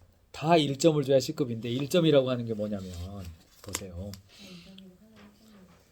대인관계가 원만하지 못하며 자충우돌하는 성향이 있으며 자기중심적인 일처리로 협조, 조정에 많은 장애를 일으킨다. 승질난게요, 승질난거. 아예 그 인사 뽑을 때부터 아예 안 뽑지 않을까요? 이런 대부분의 경우 인사팀한테 승질을 내겠지만 배정받은 걸 어떡할 거예요? 요게 이제 왜 이런 거를 이거 사실 뭐 교회에서 일터의 삶을 하는데 왜 회사에서 쓰는 이런 걸 하느냐? 이거 똑같다는 거예요. 교회 다니는 사람이나 안 다니는 사람이냐, 불교냐, 신천지냐, 뭐 힌두교냐, 뭐 그거 안 중요해. 뭐예요? 생산적으로 사용될 수 있는 지식이나 기술의 덩어리의 그 행동 형태. 행동 형태가 이거라는 거예요. 자기가 교회를 며칠 갔든 뭐 새벽 기도를 며칠 했든 성경 통도를 몇 번을 했든 상관없어. 지각하면 지각한 거예요. 그거. 대인 관계가 원만하지 않아가지고 갈등을 막 일으키고 있어. 그럼 그거 일으키고 있는 거예요. 그 이면에 기도를 얼마 했냐 아무 상관없습니다. 당연히 기도를 많이 했다면 안 그럴 가능성이 높겠죠. 당연히 그렇겠죠. 하나님과 관계가 좋고 친밀감이 있으면 이러지 않겠죠. 그런데 현실적 여러분 경험치는 어때요? 여기 이쪽에다가 교회 어떻게 비유하는 게 좋을까요? 교회 생활을 열심히 하고 새벽 기도도 많이 하고 예배를 많이 참석하고 찬양팀 봉사하는 사람 1000명. 여기는 그냥 교회 안 다니고 그냥 일상생활 했던 사람 1000명. 이거 조사했어요. 요 의미한 차이가 있다 없다? 있을 것 같다 없을 것 같다? 어느 분야에 대해서. 요거 업무 관련. 요거를 일터에서 측정을 했어요. 딱 A 집단, B 집단 나눴어요. 자, 이 의미한 차이가 있을 것 같다 없을 것 같다? 있어야 맞아요. 우리 자존심이 있지. 있어야 맞잖아요.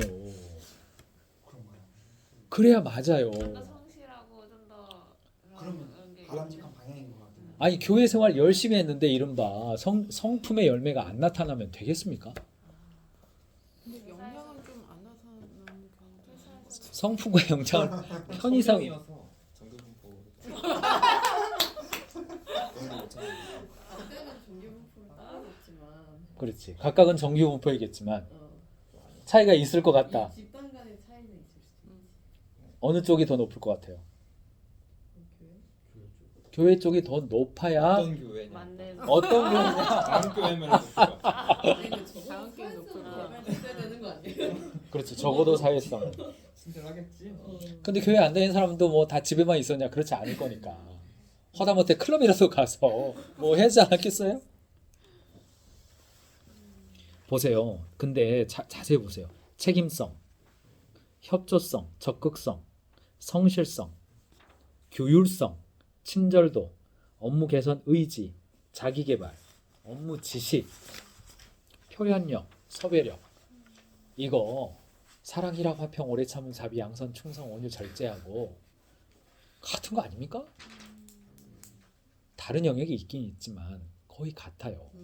그러므로 교회 생활을 열심히 하고 그 이른바 우리에게 영적 어떤 그 양분을 제공하는 여러 활동을 제대로 했다면 당연히 이거 올라가는 게 맞아요. 인과관계가 높아야 맞습니다. 맞아요. 그런데 실제로는 우리가 지금 마음속으로 어떨까 뭐 이렇게 큰 차이 없을 것 같기도 하고 뭐 이런 느낌 드는 이유가 뭐냐면 잘못된 거예요. 이상한 종교 활동하고 있는 거예요. 그게 신앙생활하고 있는 게 아닌 거예요. 그냥 종교 활동하고 있는 거죠. 그렇지 않게 되는 거. 그것이 우리가 교회에서 활동하거나 다른 데서 활동할 때도 굉장히 중요하다. 그래서 그거 제대로 하자. 그것이 우리 가정교회 하는 거고 교회에서 제대로 하자. 그게 1인 1사역 하는 거예요. 위선적으로 하지 말자. 가식적으로 하지 말자. 진짜 우리의 자연스러운 영성으로 하자. 그게 우리가 지향하고 있는 바잖아요. 다운교회가 지향하고 있는 바고 건강한 자아상, 건전한 가정관, 건실한 직업관 같은 얘기죠. 네, 오늘 S급 1명에 A급 3명, 예, B급, C급은 없었습니다. 그렇죠. 내가 측정한 거니까 신뢰성은 없어요.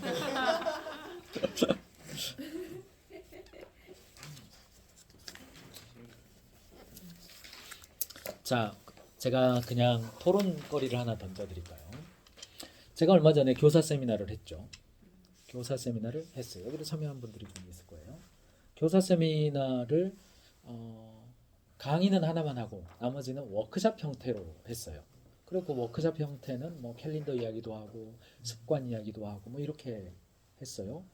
근데 끝나고 이제 피드백을 했을 때 제가 종종 듣는 이야기입니다. 어떤 이야기가 들리냐면 회사 같다 라는 말이 들렸어요.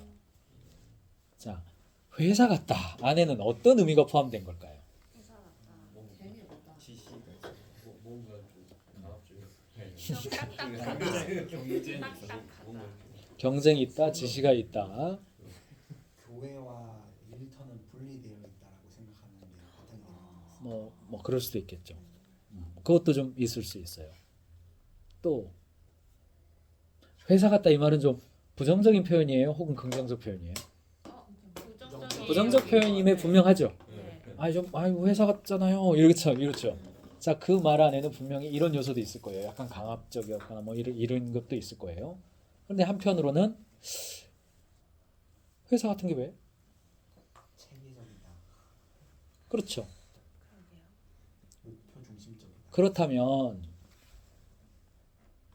제 예를 들어서 조금 오해할 수는 있지만 그냥 일반화 시킵시다. 전문적이다라는 말과 회사 같다라는 말은 뭐가 다른 거예요? 회사가 꼭 전문적으로 일처리를 해주는 특히 내부적으로. 약간 회사는 의지와 상관없이 약간 반드시 해야 되는 약간 강압적인 느낌이 있다면 전문적이다 하면은 약간 제가 뭔가 선택해서 하는 느낌? 전문적이다는 약간 제 개인적인 느낌으로는 약간 되게 전문적인 사람한테 제가 선택을 해서 뭔가 이렇게 배운다는 느낌이 약간 회사 같다니까 내가 돈 받으면서 하는 거고 전문적이라는 돈 회사 같다는 말에는 굉장히 그 강제성이라는 단어가 굉장히 크군요. 이게 회사 같다라는 말에는 강제성이다. 약간 전문성이라는 말은 전문적이다. 이 말은 개인의 선택을 존중했다. 자발적이다. 전문성과 자발성이 또 그렇게 연결되네요. 왜냐면 약간 제가 자기 개발 같은 거 하고 싶을 때 이 분야에 대한 전문가를 좀 찾아본다든지 책을 보고서는 결국 제가 선택을 하잖아요. 회사는 뭐 일하다가도 저희 그냥 모여서 회의합시다 하면 이렇게 다 가는 일을 놓고 끌려가는. 오케이, 그렇다면 이렇게 질문하면 어때요?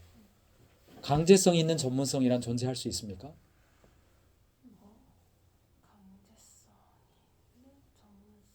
강제성과 전문성이 병립돼요? 당연히 되죠. 그렇죠. 전문적인 사람들은 야, 팔 꺾지 마, 자유형. 지금 팔 펴. 품파? 이거 하기 전에 너 들어가지도 마. 하잖아요. 체르니 16번. 야, 너 그거 하지 마. 10번 해. 나 전문가야. 너 내 말대로 해. 이러지 않나요? 전문성이라는 단어.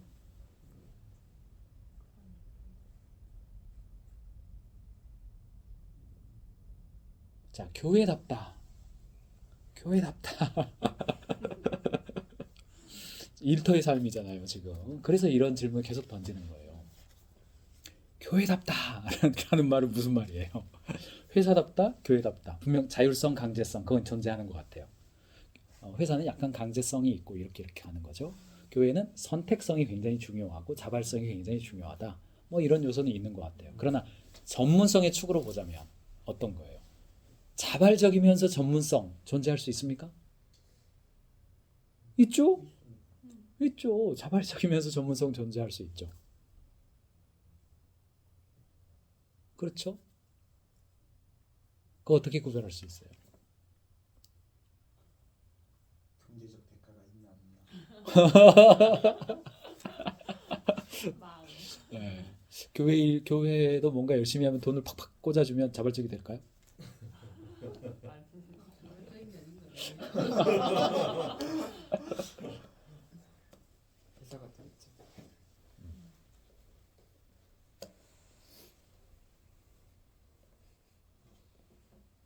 교회 일을 할 때 회사만큼 노력을 안 하죠. 그렇죠. 회사에서 내가 뭔가 세미나를 맡았다. 그럼 엄청 시간 들여서 하죠. 근데 교회에서 내가 세미나 맡았다. 회사에서 시간 들인 만큼 안 하죠. 시간을 그 정도 안 들였기 때문에 내가 회사에서의 퍼포먼스와 교회에서의 퍼포먼스는 차이가 있죠. 약간 못했어도 비난도 안 받고 잘했다 박수 쳐주고. 왜요? 나 돈 안 받았으니까. 그렇죠. 나 자발적으로 한 거니까. 이래서는 안 되지 않아요? 이래서는 안 되잖아요. 그러면 어떻게 하면 교회에서도 자발적이면서도 전문성 정말 이렇게 될 수 있죠? 사람이 힘으로 안 되는 것 같아요. 사랑이 그럼 누구의 힘, 뭐의 힘으로? 그게 참 겪어가면서 하나님과 어떤 교제 가운데서 만들어지는 듯한 느낌. 그러니까 아무래도 교회 안에서 대소사가 일어나잖아요. 좋게 말하는 것도 아니고 나쁜 일도 나오는데 그때마다 이제 믿음이 커가는 것 같아요. 과정을 그러면서 자기가 성수대 믿음만큼 또 열심히 하는 것 같고. 방금 그 이야기는 교회 필드에서만 적용됩니까? 일터 필드에서도 적용됩니까? 일터 필드에도 지금 적응 많이 되는 것 같아요. 네. 그렇죠. 네. 그렇다면 교회에서 어떤 일이 일어났을 때 이거 회사스럽다. 좋은 의미로.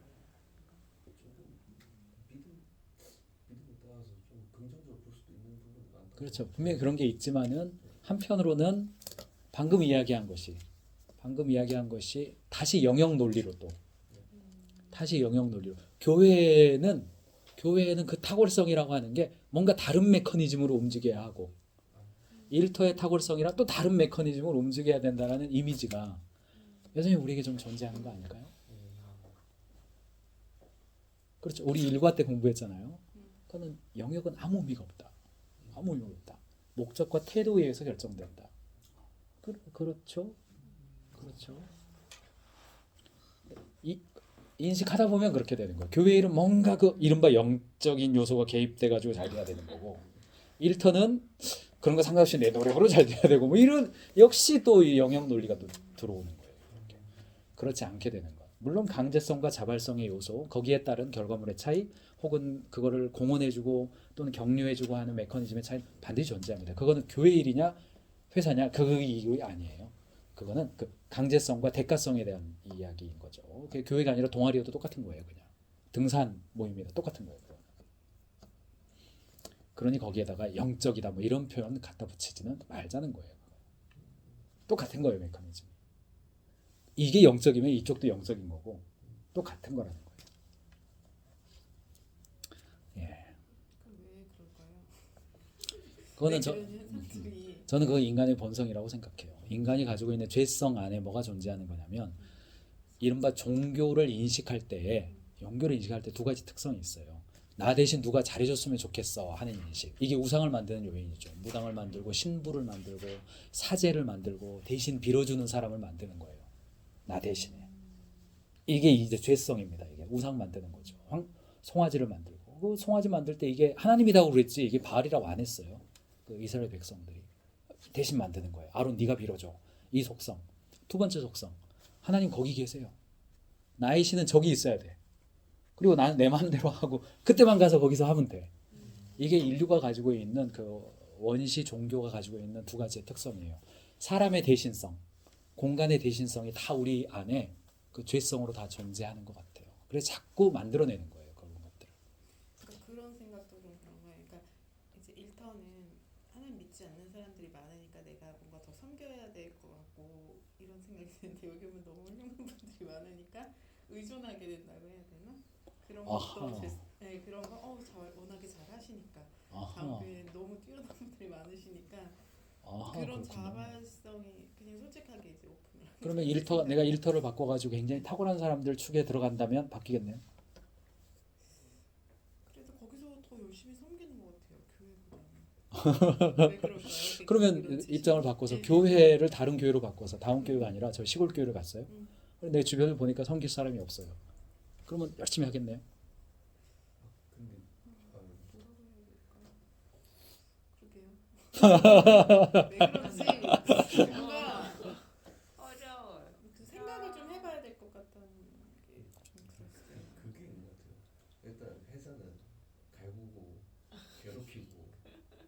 되면 되게끔 하는 그런 게 있는데 교회에서 그러면 안 되잖아요. 그러니까 타인에도 더 우러질 수 있고 하는 일도 좀 너그럽게 하게 되는 거죠. 그렇죠. 네. 그렇죠. 그리고 입장을 바꾸면 그래서 제가 자꾸 질문을 하는 이유가 뭐냐면 만약에 회사가 네. 지금 말한 그 교회처럼 네. 갈구지 않고 격려해주고 촉진해주고 서포트해주고 한다면 네. 나는 교회처럼 할 수 있겠죠. 그렇겠죠. 반대로 교회로 왔는데 회사처럼 돈도 안 주면서 막 시켜. 뭐 이렇게 해. 교회 퇴사할 것 같아요. 마음속에 사직서를 하시고 그러면 맞는 거예요. 그렇다면 그 논리가 맞는 건데 그렇다 하더라도 교회는 떠나면 안 되죠. 그러면 좀 이상한 거예요. 그게 영역 논리가 된다는 거예요. 그렇죠. 근데 그거는 있는 것 같아요. 방금 이야기한 것처럼 회사는 메커니즘이 일단 이런 거죠. 이렇게 계속 쥐었다. 이게 좀 있는 거죠. 이게 대가성이. 혹시 경험담이신가요? 그렇죠. 이 있어요. 이게 드라이브 걸고 이렇게 막 푸시하고 이런 거 있어요. 저도 푸시하는 입장도 최근에 많이 있잖아요. 제가 리더이기 때문에 더 한번 해봐 뭐 이런 거 있어요. 이런 거 있어요. 결과물을 내기 위해서 그럴 때 있어요. 그리고 약간 미안함이 있지만 그래도 다음 주까지 내가 미뤄야 될 것 같아 이런 거 있어요. 그리고 그거 끝나면 살짝 또 고생했고 뭐 이렇게 애썼고 뭐 격려도 해주고 그런 게 있죠. 근데 교회도 살짝 좀 있어요. 저는 똑같아요. 교회에서 일을 할 때도 그 방법이 다를 뿐 돈 안 주니까 방법이 다를 뿐 저와 함께 하고 있는 멤버들이 있죠. 저랑 가까이 교회 사역적으로 가까이 있는 사람들이 있어. 야 이거 해보자. 뭐 내일까지 할게. 그건 해줘야 되지 않아. 뭐 이러면서 푸시하기도 해요. 저도 돈을 안 주니까 세게 하지는 못하고 푸시를 피하죠. 이렇게 멀리 가고 뭐 이런 게 좀 있어요. 그리고 이제 교회라고 하는 것이 데드라인이라든가 이런 것들이 사실은 잘 없죠. 그리고 어떤 책임을 약속하거나 그런 것도 아니잖아요. 잘 약속 안 하죠. 언제까지 할게요 이런 약속도 잘 안 하죠. 그 다음에 뭐 여름 수련회를 한다 몇 명 이상 할게요라거나 뭐 만족도 점수 7점 이상 할게요 이런 거 잘 안 하죠. 그렇죠. 그러니까 그런 게 있지만 저는 그런 부분도 좀 도전해보고 최선을 다해보고 그 과정에서 지지고 볶고 하면서 서로 발전도 하고 사실 우리가 성품이 발달하는 현장이 교회예요 일터예요. 신앙 성숙의 현장이 일터예요 교회예요. 사위와 오자양 충원절 기준으로 사랑이라고 화평 오래 참은 자비 양성 충성 온유 절제 이게 성령의 열매죠. 우리 신앙생활 열매는 두 가지예요. 영혼 구원의 열매와 성령의 열매 두 가지잖아요. 자 영혼 구원과 성령의 열매 9가지 성품. 자 그거 어디서 발달해요? 교회예요? 일터예요? 발달하는. 언제 성숙하냐고. 당연히 일터 아니에요? 당연히 일터인 거예요 그거는. 그리고 교회는 뭐예요? 이경주 목사님 비유처럼 교회는 주유소잖아요. 충전하는. 주유소잖아요. 그러니까 너무너무 중요한 거고 그거는. 그래서 교회가 공동체인 거고 서로 격려하고 에클레시아하고 격려해주고 나눠주고 기도해주고 찬양해주고. 질문이 더 한 생기는데, 그러니까 막 그런 충성 온유와 절제 이게 사실은 뭐 평소 생활 때는 별로 없는데 저는 이제 그 생각을 한 번씩 해봐요. 제가 막 사업이라는 걸 안 해봤는데 만약 내가 사업의 대표가 된 입장이면 한해 매출 잘못되면 바로 빚더미잖아요. 내가 그 상황에서 직원들한테 안 줄 수 있을까? 그 생각을 해요. 여기 있네. 거기서 그러니까 저도 막 나름대로 뭐 열심히 그렇게 좀 온유해지려고 노력하는데 그건 진짜 내가 책임이 없은 그 빚에 대한 책임이 없는 상황이었지만 진짜 내가 대표면 그럴 수 없을 것 같다 이런 말. 네. 맞아. 그런 상황이 네. 됐을 땐 직원들은 그냥 빨리 퇴사하고 딴 데 가야지 이런 생각을 할 수도 있지만 그런 상황 속에서도 목사님이 이상의 리더십을 발휘하다가 망하고 그 리스크를 스스로 책임지는 경영자들도 있죠. 그런 케이스도 있잖아요. 그렇죠. 그리고 지금 전 세계 탁월한 리더들, 뭐 언론에 나오는 그런 분들 공통적으로 하는 이야기가 뭐예요? 직원들 푸시하지 말아라. 직원들을 섬겨라. 직원들의 강점을 도와줘라. 지시하지 말고 코칭해라. 그런 얘기 하죠.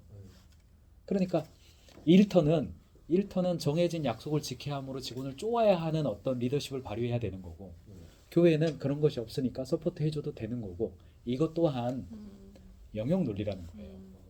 또 같아요. 한 크리스찬이 세워졌다라고 한다면 일터에서도 그렇게 하는 게 맞겠죠. 그 사람이 CEO라고 하더라도 그럼 그 사람이 하나님이 그에게 뭐라고 말씀하시겠어요? 너는 매출 떨어지면 빚더미에 앉으니까 쪼아라. 그렇게 말씀하시지 않겠어요? 그렇죠. 그렇죠. 그 사람이 크리스찬이라고 볼 때 네. 하나님이 그에게 어떤 리더십을 발휘하라고 하시겠어요? 교회랑 똑같이 해라 아니에요? 교회에서 사람 대하는 거나 회사에서 직원 대하는 거나 똑같이 해라죠. 그 똑같이 해라는 뭐예요? 사랑, 희락, 화평, 오래 참, 자비, 양성, 충성, 온유 절제로 해라. 그리고 그 위에서 영혼 고난에 지나는 리더십을 거기서 발휘해라. 그렇죠, 이거. 똑같죠. 메커니즘은 좀 다르다는 이야기는 아까는 했어요. 그것이 우리가 계속 제가 이야기하는 게 뭐냐면 영역 논리로 빠지지 않도록 노력하자는 거예요.